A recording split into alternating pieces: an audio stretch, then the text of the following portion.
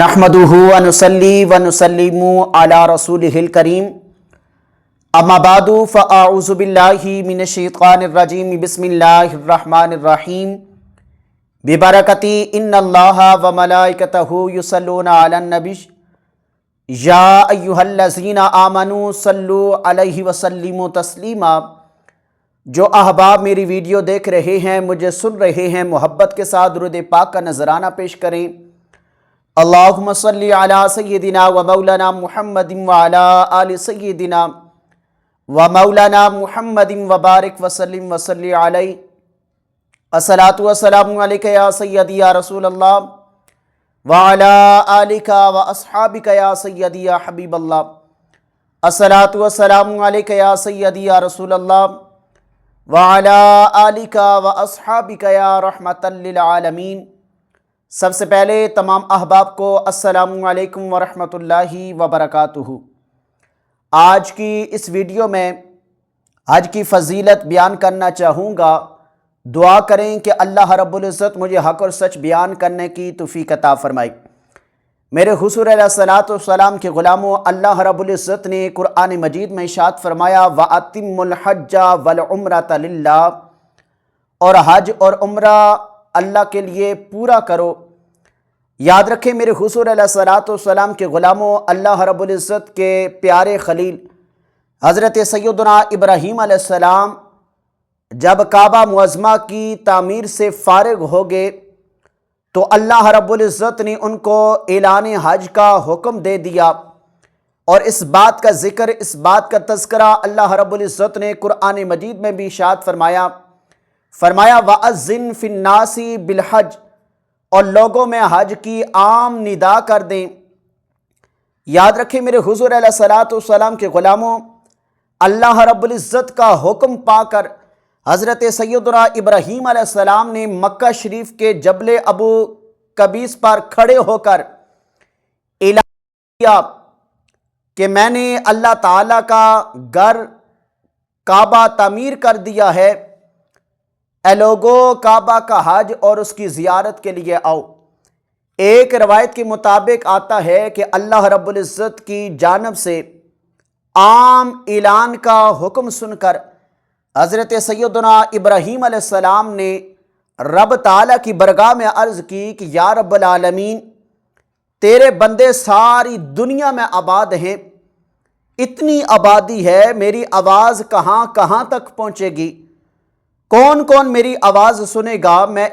اپنی آواز کو اتنے لوگوں تک کیسے پہنچاؤں گا؟ تو اللہ رب العزت نے فرمایا کہ اے میرے پیارے خلیل، آواز دینا تیرا کام ہے، اور تیری آواز کو ساری دنیا کے مسلمانوں تک پہنچانا تیرے رب العالمین کا کام ہے۔ میرے حضور علیہ الصلوۃ والسلام کے غلاموں، حضرت سیدنا ابراہیم علیہ السلام نے رب تعالیٰ کے حکم سے آواز لگائی، صدا بلند کی، اور رب تعالیٰ کے حکم سے حضرت سیدنا ابراہیم علیہ السلام کی وہ آواز، وہ صدا زمین و آسمان، شمال و جنوب، مشرق و مغرب میں رہنے والی تمام مخلوق نے سنے، اور یہ صدا چاروں طرف گونج اٹھی۔ اور یاد رکھیں، نہ صرف دنیا میں موجود انسانوں کے کانوں نے یہ آواز سنی، بلکہ روایت میں آتا ہے کہ عورتوں کے رحموں میں اور مردوں کے اسلام میں جو بچے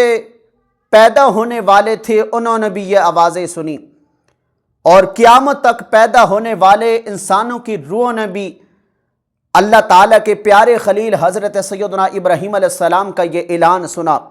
اور جس نے یہ اعلان سن کر لبیک لبیک کہا، اللہ رب العزت اسے حج کی سعادت نصیب فرمائے گا۔ اور روایت میں آتا ہے کہ جتنی مرتبہ حضرت سیدنا ابراہیم علیہ السلام کی آواز کو سن کر جس نے جتنی مرتبہ بھی لبیک لبیک کہا، اللہ رب العزت زندگی میں اسے اتنی ہی مرتبہ حج کی سعادت نصیب فرمائے گا۔ اللہ رب العزت نے قرآن مجید میں ارشاد فرمایا ان اول بیت وضع للناس للذی ببکۃ مبارکا وہدی للعالمین فیہ آیات بینات مقام ابراہیم ومن دخلہ کان آمنا وَلِلَّهِ عَلَى النَّاسِ حِجُّ الْبَيْتِ مَنِ اسْتَطَاعَ إِلَيْهِ سَبِيلًا وَمَنْ كَفَرَ فَإِنَّ اللَّهَ غَنِيٌّ عَنِ الْعَالَمِينَ۔ اللہ رب العزت نے قرآن مجید میں ارشاد فرمایا کہ بے شک سب میں پہلا گھر جو لوگوں کی عبادت کو مقرر ہوا وہ ہے جو مکہ میں ہے، برکت والا اور سارے جہان کا رہنما۔ اس میں کھلی نشانیاں ہیں ابراہیم کے کھڑے ہونے کی جگہ، اور اس میں آئے امان میں ہو، اور اللہ کے لیے لوگوں پر اس گھر کا حج کرنا ہے جو اس تک چل سکے، اور جو منکر ہو تو اللہ تعالیٰ سارے جہاں سے بے پرواہ ہے۔ حضرت سیدنا ابو ہریرہ رضی اللہ تعالی عنہ سے روایت ہے، آپ فرماتے ہیں کہ ایک مرتبہ حضور علیہ السلام نے خطبہ دیا۔ جب حضور خطبے سے فارغ ہوئے تو حضور علیہ السلام نے فرمایا کہ اے لوگو، تم پر حج فرض کیا گیا ہے، لہٰذا حج کرو۔ ایک شخص نے بڑے ادب سے عرض کی، اے اللہ کے پیارے محبوب صلی اللہ علیہ وآلہ وسلم، کیا یہ حج کرنا ہر سال ہم پر واجب ہے؟ تو حضور علیہ السلام خاموش رہے۔ دوسری مرتبہ پھر سوال کیا، پھر حضور خاموش رہے۔ تیسری مرتبہ پھر سوال کیا گیا تو حضور علیہ السلام نے فرمایا کہ اے میرے پیارے صحابہ، یاد رکھو، اگر میں ہاں کہہ دیتا نا تو تم پر ہر سال حج کرنا واجب ہو جاتا، اور یہ تم سے نہ ہو سکتا۔ پھر حضور علیہ السلام نے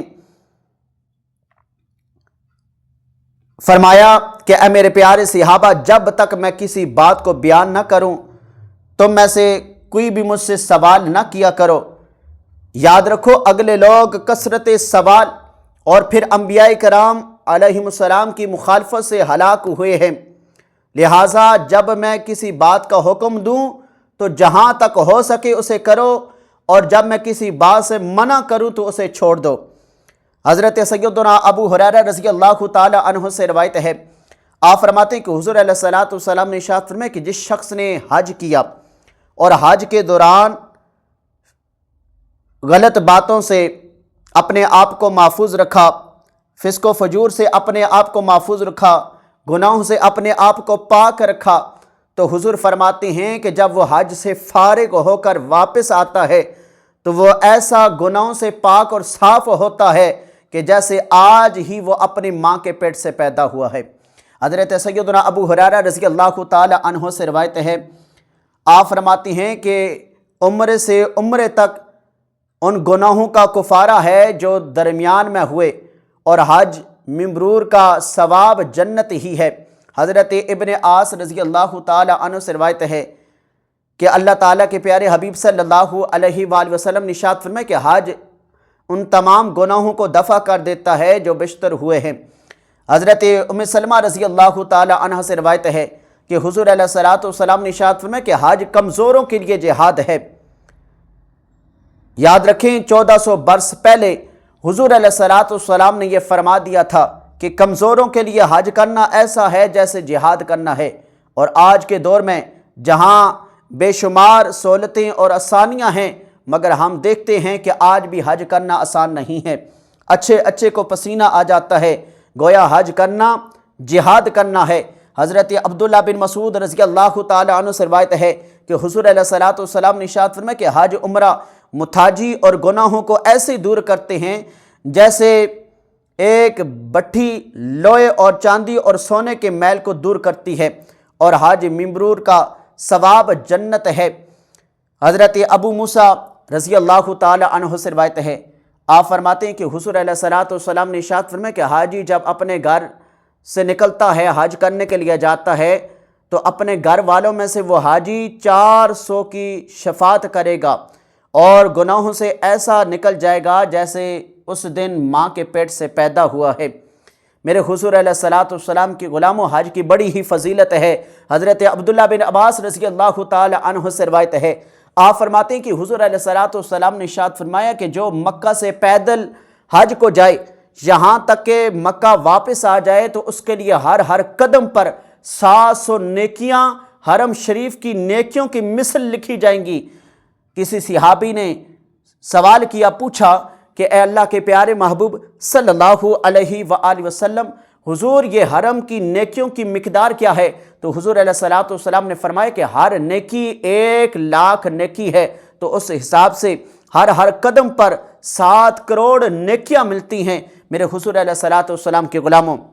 حضرت سیدنا ابو ہریرہ رضی اللہ تعالی عنہ سے روایت ہے، آپ فرماتے ہیں کہ حضور علیہ الصلوۃ والسلام نے ارشاد فرمایا کہ حج کی برکت سے حاجی کی مغفرت ہو جاتی ہے، اور حاجی جس شخص کے لیے استغفار بخشش کی دعا کرے اس شخص کی بھی بخشش و مغفرت ہو جاتی ہے۔ حضرت سیدنا ابو ہریرہ رضی اللہ تعالی عنہ سے روایت ہے کہ حضور علیہ الصلوۃ والسلام نے ارشاد فرمایا کہ جو شخص حج کے لیے نکلا اور راستے میں مر گیا تو قیامت کے دن اس کے لیے حج کرنے کا ثواب لکھا جائے گا، اور عمرے کے لیے نکلا اور پھر راستے میں مر گیا تو اس شخص کے لیے بھی قیامت کے تک عمرے کا ثواب لکھا جائے گا۔ حضرت امیر المؤمنین حضرت علی رضی اللہ تعالی عنہ سے روایت ہے کہ حضور علیہ الصلوۃ والسلام نے ارشاد فرمایا کہ جو شخص استطاعت و طاقت رکھتے ہوئے بھی حج نہ کرے تو ہو سکتا ہے کہ یا تو وہ یہودی ہو کر مرے گا یا عیسائی ہو کر مرے گا۔ حضرت عبداللہ بن عمر رضی اللہ تعالی عنہ سے روایت ہے کہ حضور علیہ الصلوۃ والسلام نے ارشاد فرمایا کہ جب تم حاجی سے ملو تو اسے سلام کرو اور مصافحہ کرو، حاجی کے گھر میں داخل ہونے سے پہلے اسے دعا کرواؤ، اس لیے کہ وہ بخشا ہوا ہے۔ آخر پر 2 مسئلے سماعت فرما لیں۔